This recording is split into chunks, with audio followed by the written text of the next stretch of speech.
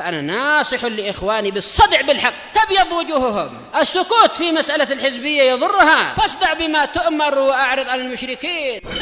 سلامي على دماج ورجالها والشيخ يحيى ودار العلم يا سعد بانيها. بسم الله الرحمن الرحيم.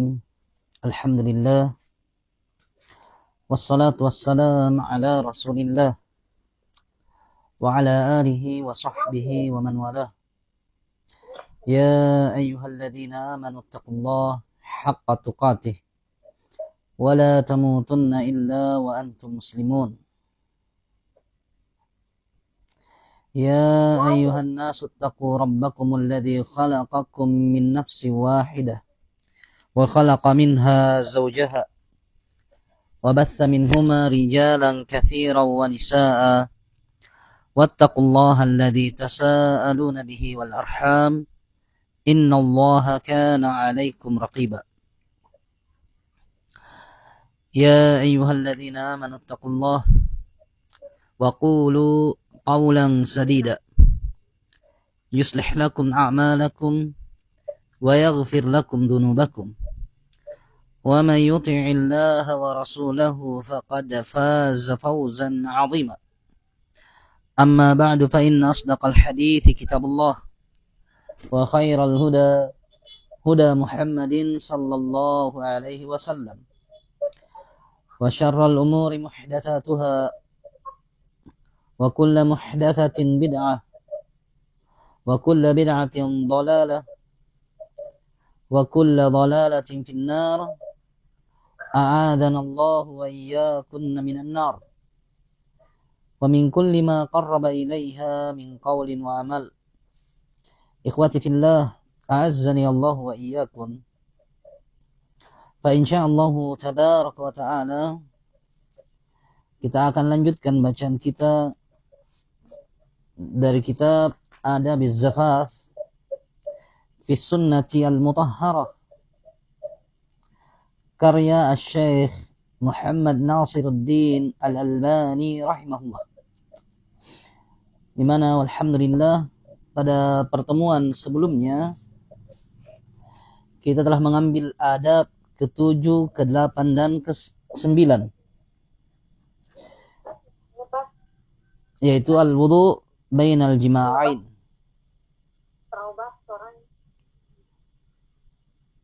Headingkan itu. Yaitu al-wudu bainal jima'ain, berwudu antara dua jima'. Dan bahwa apabila seseorang ingin menggauli istrinya, setelah dia menggaulinya, maka di antara hal yang disunnahkan adalah untuk dia berwudu. Karena itu adalah kata Nabi alaihi salatu wassalam, fa innahu ansyata fil 'audi. Itu lebih membuatnya berenergi, lebih membuatnya segar untuk mengulangi apa yang mereka telah lakukan sebelumnya. Dan juga al-ghusl afdal, bahwasanya apabila dia mandi sebelum dia melakukan kembali hubungan mesra-mesraan antara keduanya, maka itu lebih afdal, karena tentunya itu lebih segar, sebagaimana telah datang dalam hadits Abi Rafi, hadza azka wa atyab wa athhar. Ini lebih suci, lebih baik dan lebih bersih. Nah, sehingga barakallahu fikum, sebagaimana telah lalu, di antara hal yang dianjurkan apabila seseorang ingin menggauli istrinya setelah dia menggaulinya adalah mandi sebelum melakukan hubungan berikutnya. Dan ini yang paling afdal.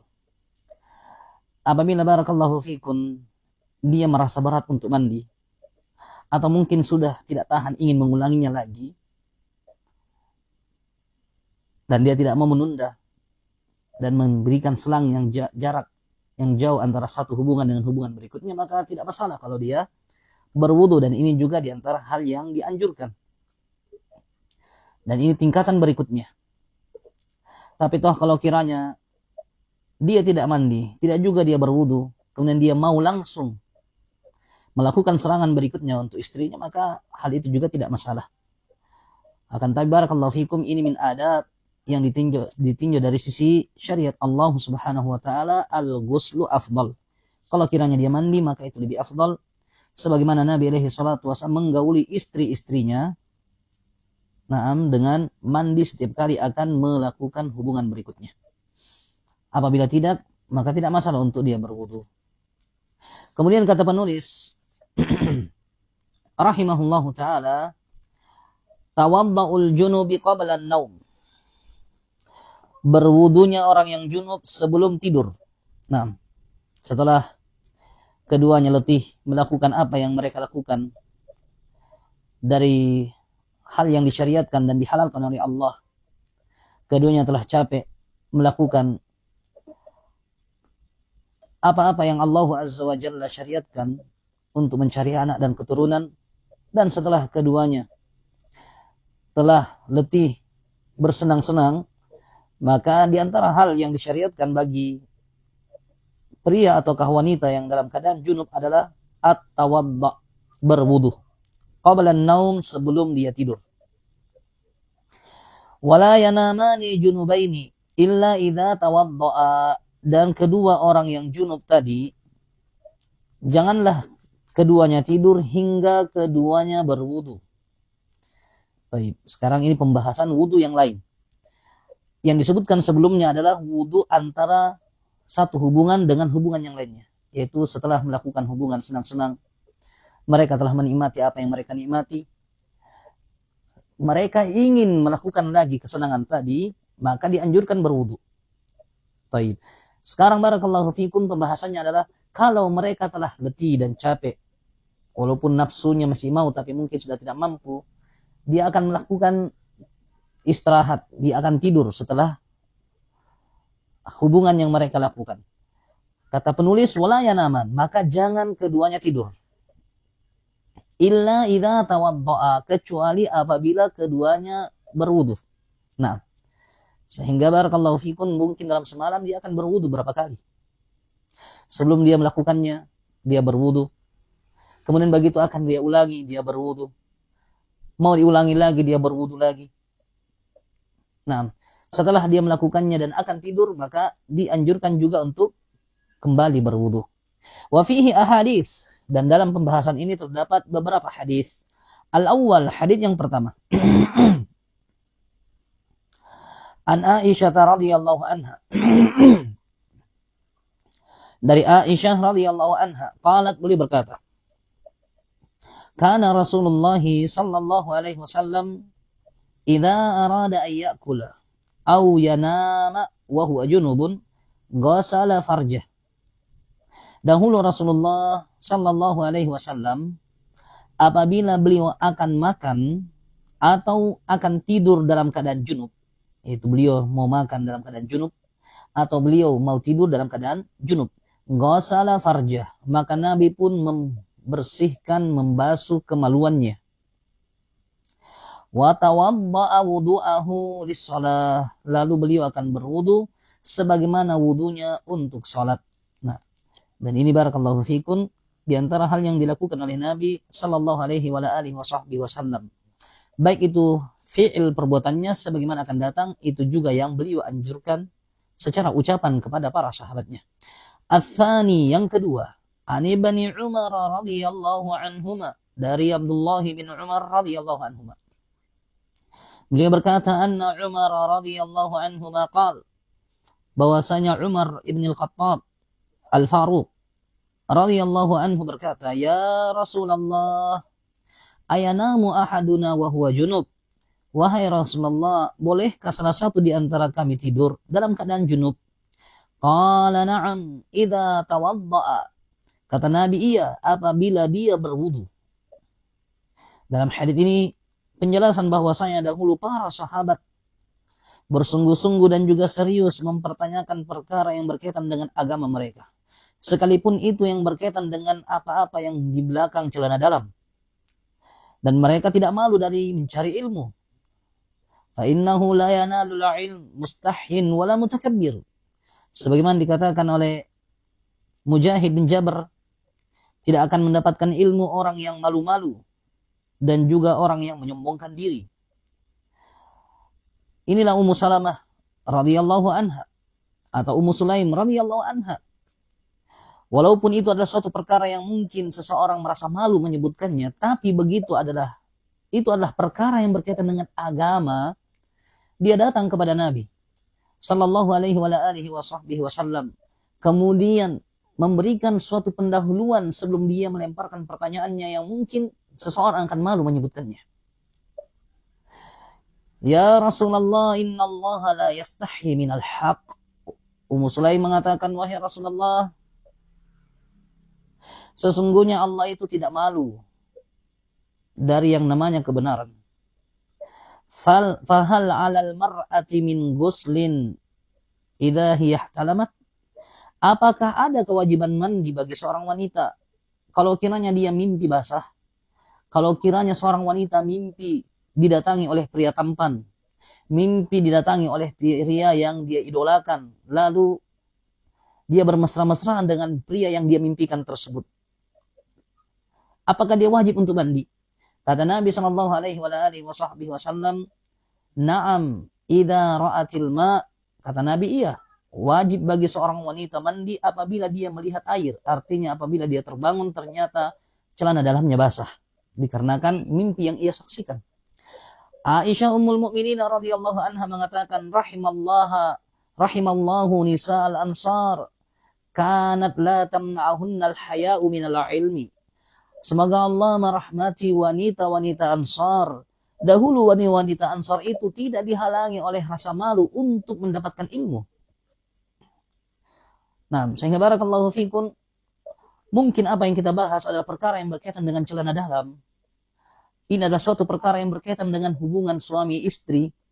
Ini adalah suatu perkara yang berkaitan dengan senang-senang bermesra-mesraannya seorang pria dan juga wanita.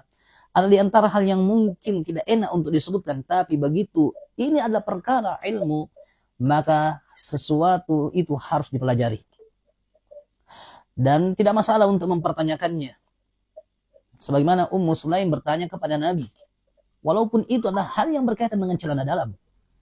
Sebagaimana barakallahu fikum, Umar bin Khattab radhiyallahu anhu bertanya kepada Nabi, "Ya Rasulullah, ayanamu ahaduna wa huwa junub?"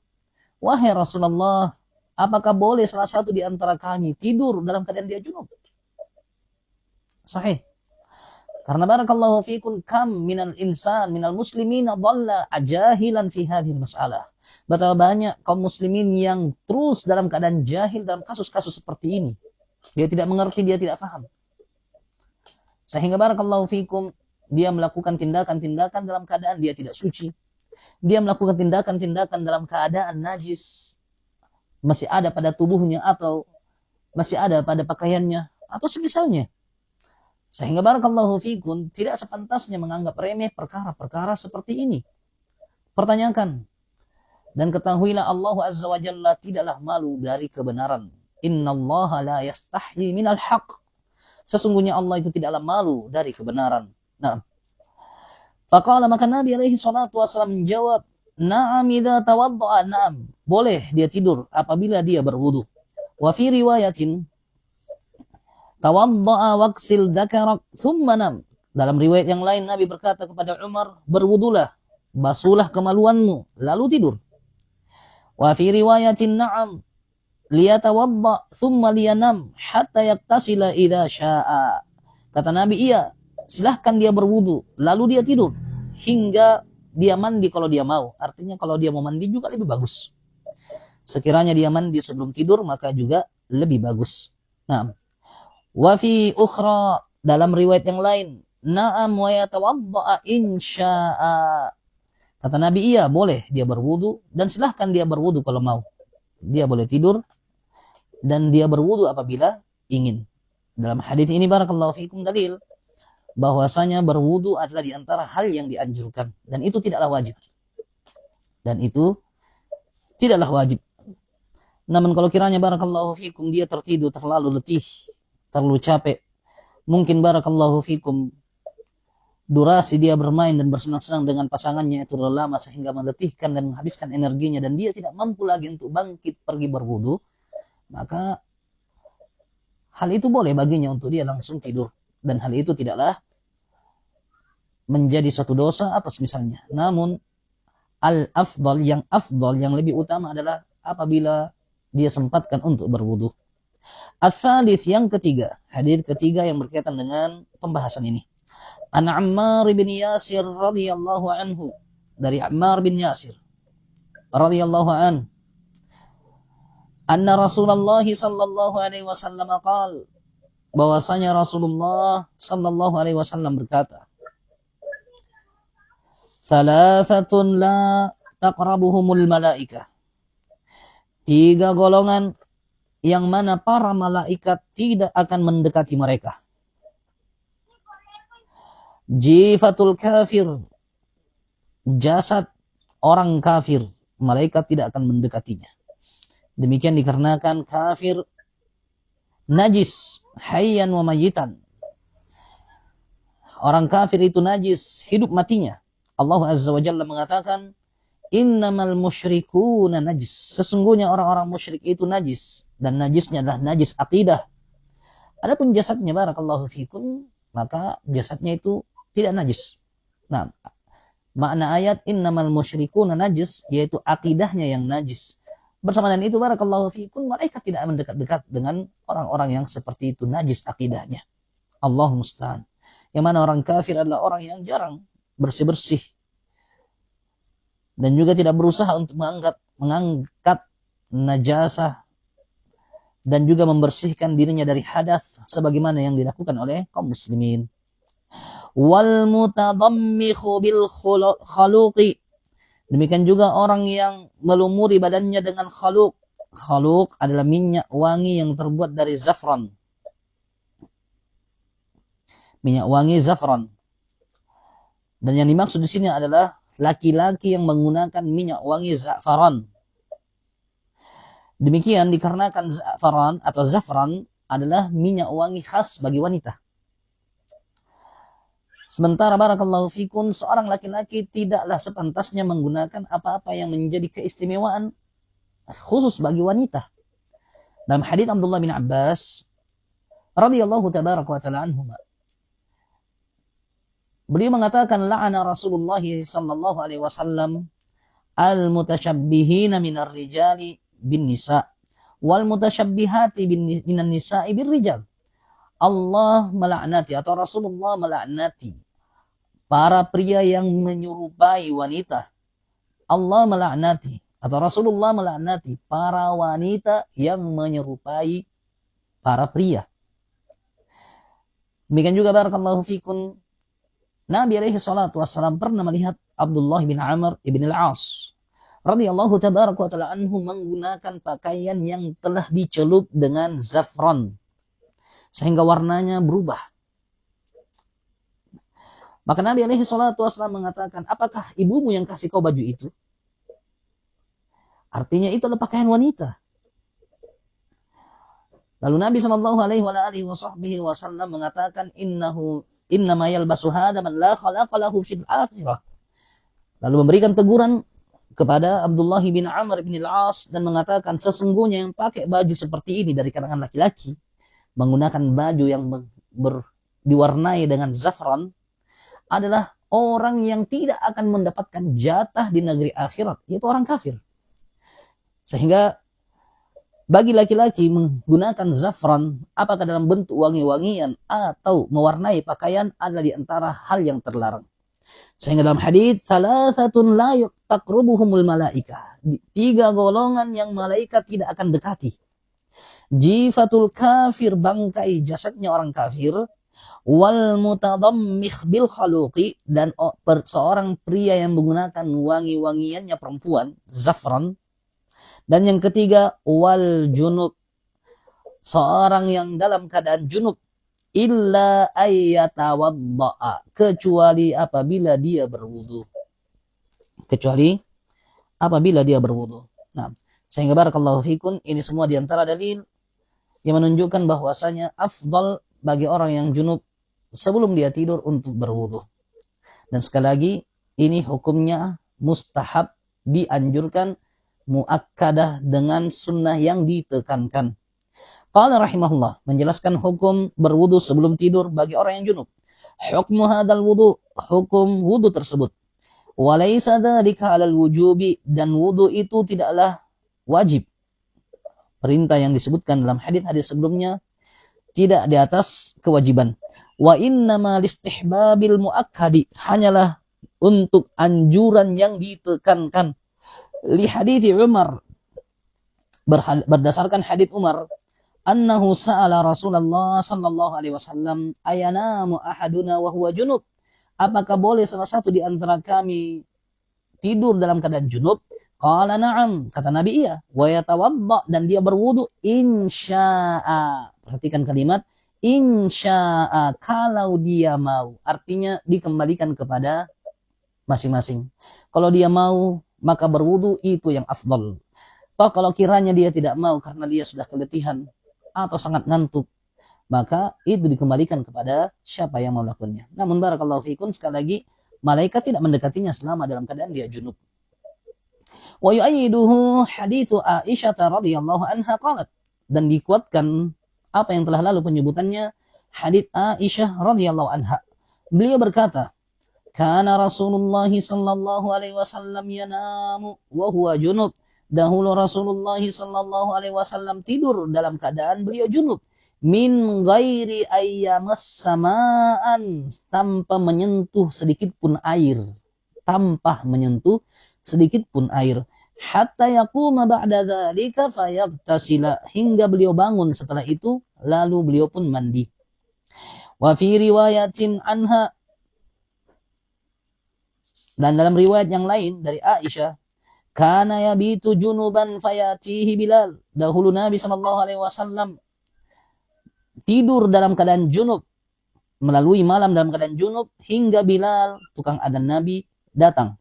Fayu'dinahu bis shalah, lalu mengumandangkan adzan untuk Nabi, yaitu menyampaikan kepada Nabi tentang datangnya waktu untuk salat. Fayaquma, lalu beliau pun bangun. Fayaghtasilu, lalu beliau baru mandi. Fa'anzuru ila tahadduril ma'i min ra'sihi, sehingga aku pun melihat air bertetesan dari rambutnya. Thumma yakhruju, lalu beliau keluar. Fa'asma' sawtahu fi salatil fajri, sehingga aku pun bisa mendengar suara Nabi sallallahu alaihi wasallam pada salat fajar. Thumma yadhullu sha'iman, kemudian beliau pun melanjutkan puasanya. Nah, hadis ini jelas, barakallahu fikum, menunjukkan bahwasanya Nabi alaihi salatu wasallam juga telah tidur dalam keadaan junub.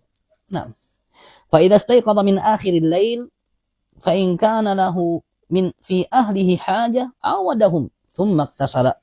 Bahkan dalam sebagian riwayat yang disebutkan oleh penulis dalam tahqiq, apabila Nabi alaihi salatu wasallam yang tadinya tidur dalam keadaan belum berwudu terbangun di akhir malam, fa in kana lahu fi ahlihi hajah, kalau dia masih punya keinginan kepada istrinya, nah, dalam keadaan junub dia tidur, begitu bangun di akhir malam, dia lihat istrinya mungkin masih dalam kondisinya sebelumnya, atau dia masih memiliki keinginan hasrat untuk lanjutkan urusannya, awadahum, maka Nabi akan kembali melakukan itu kepada istrinya. Tsumma iktasala, lalu beliau pun mandi. Nah, dalam hadis ini barakallahu fikum, bolehnya tidur dalam keadaan junub. Sebagaimana boleh bagi seseorang setelah bangun untuk kembali bersenang-senang bersama istrinya sebelum dia mandi. Dan menjadikan mandinya satu kali untuk beberapa hubungan yang dilakukannya. Apakah itu adalah hubungan yang terulang dari satu istri atau hubungan yang terulang dari beberapa istrinya. Sebagaimana yang dilakukan oleh Nabi sallallahu alaihi wasallam. Beliau alaihi salatu wasallam menggauli istri-istrinya dalam satu malam, dan beliau hanya mandi satu kali, seperti yang disampaikan oleh Anas bin Malik radhiyallahu anhu, muttafaqun alaih. Qala Mutarrifun faqultu li Amir fi Ramadan, berkata Mutarrif, yaitu perawi hadis ini yang menjelaskan tentang Nabi alaihi salatu wasallam, begitu datang Bilal menyampaikan tentang waktu salat, Nabi pun pergi mandi. Fi Ramadan, apakah hal ini terjadinya di bulan Ramadan? Yaitu tentunya setelah Nabi melaksanakan salat malam. Begitu beliau telah selesai salat malamnya, kemudian dia pulang, maka beliau pun menggauli istrinya. Karena di bulan Ramadan, di malam hari Allah Azza wa Jalla membolehkan bagi seseorang untuk bersenggama.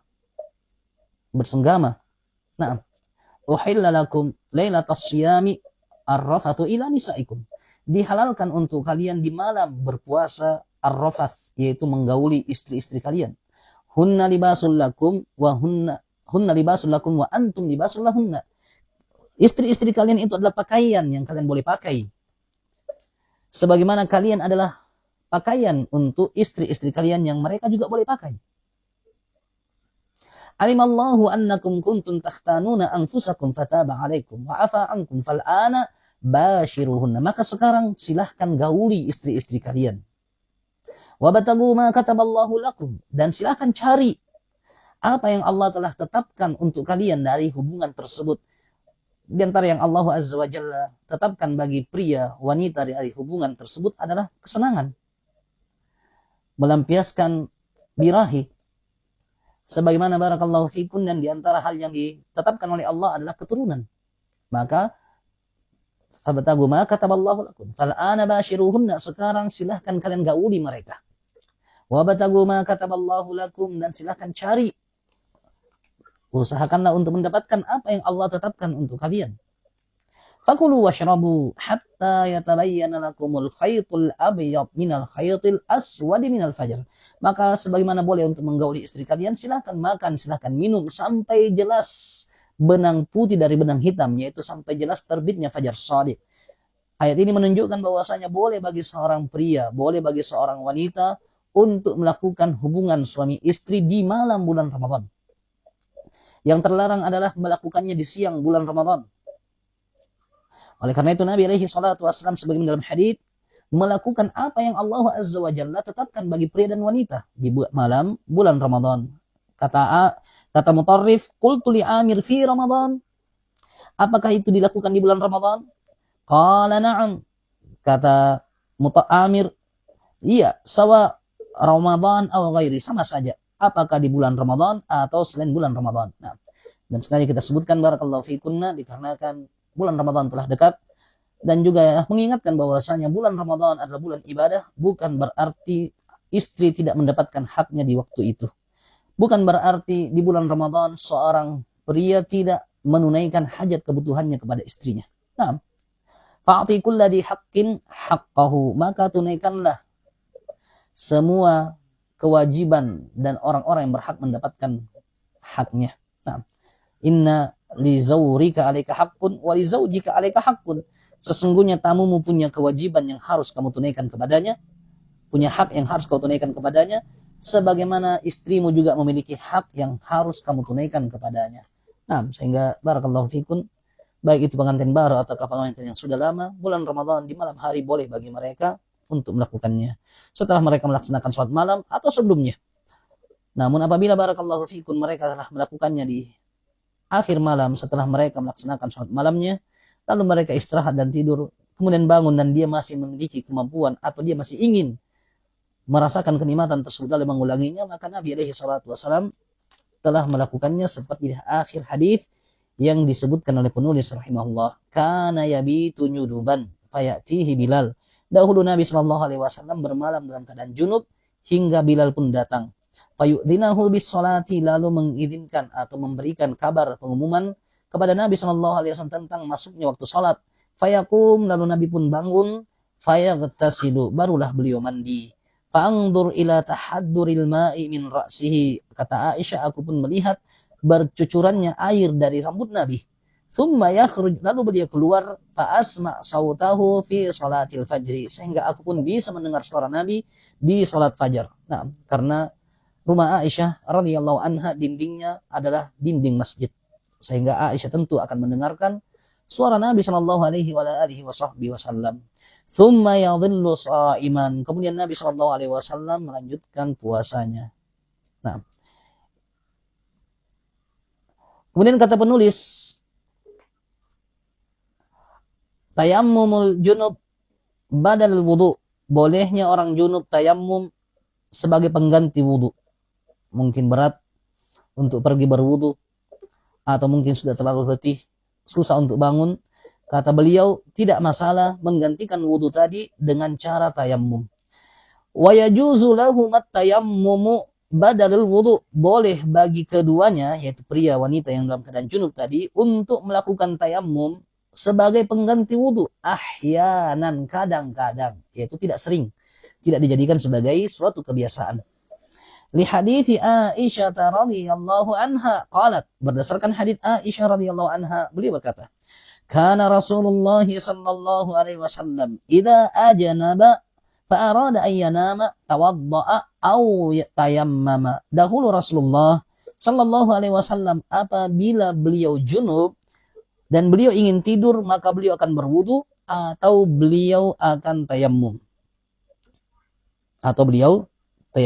Nah, disebutkan dalam sebagian riwayat, kana idza waqa'a ba'd ahlihi. Dahulu Nabi sallallahu alaihi wasallam apabila telah menjimai sebagian istrinya, fakasala ayaquma, lalu beliau pun malas untuk bangun, pergi berwudu. Daraba yadahu 'alal haiti fayatayammam. Beliau pun akan memukulkan tangannya ke tembok untuk mendapatkan debu. Fayatayammam, lalu beliau pun akan bertayammum. Iktisaluhu qabla an-naumi afdal. Kemudian yang berikutnya, mandinya orang junub sebelum tidur lebih afdal. Seperti apa yang telah lalu, bahwa mandi sebelum melakukan hubungan berikutnya juga lebih afdal.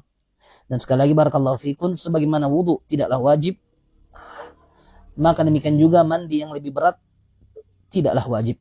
Waqtisalahuma afdal, dan mandinya kedua orang junub tersebut lebih afdal. Li hadithi Abdullah bin Qais, berdasarkan hadits Abdullah bin Qais radhiyallahu anhu. Qala sa'altu Aisyah radhiyallahu anha, qultu kaifa kana sallallahu alaihi wasallam yasna'u fil janabah. Kata Abdullah bin Qais, aku bertanya kepada Aisyah radhiyallahu anha, bagaimanakah dahulu Nabi sallallahu alaihi wasallam lakukan dalam keadaan junub? Akana yaktislu qabla ayyanama, apakah dahulu Nabi mandi sebelum beliau tidur? Am yanama qabla ayyaktasila, ataukah beliau tidur sebelum beliau mandi? Qalat, Aisyah menjawab, kullu dzalika qad kana yaf'alu. Semuanya telah dahulu dilakukan oleh Nabi. Kadang beliau mandi dulu sebelum tidur, sebagaimana kadang Nabi tidur dulu barulah mandi. Wa rubbama iktasala fanam, kadang-kalanya beliau mandi dulu baru tidur. Wa rubbama tawaddaa fanama, dan kadang-kalanya beliau wudu barulah tidur. Qultu alhamdulillahilladzi ja'ala fil amri si'ah. Kata Abdullah bin Qais, alhamdulillah yang telah menjadikan pada urusan ini keluasan. Nah, ini adalah gambaran tentang mudah dan ringannya agama Allah subhanahu wa ta'ala. Nah, kita membaca beberapa adab dan insya Allah kita cukupkan. Naktafi subhanaka wa bihamdika astaghfiruka wa atubu ilaik.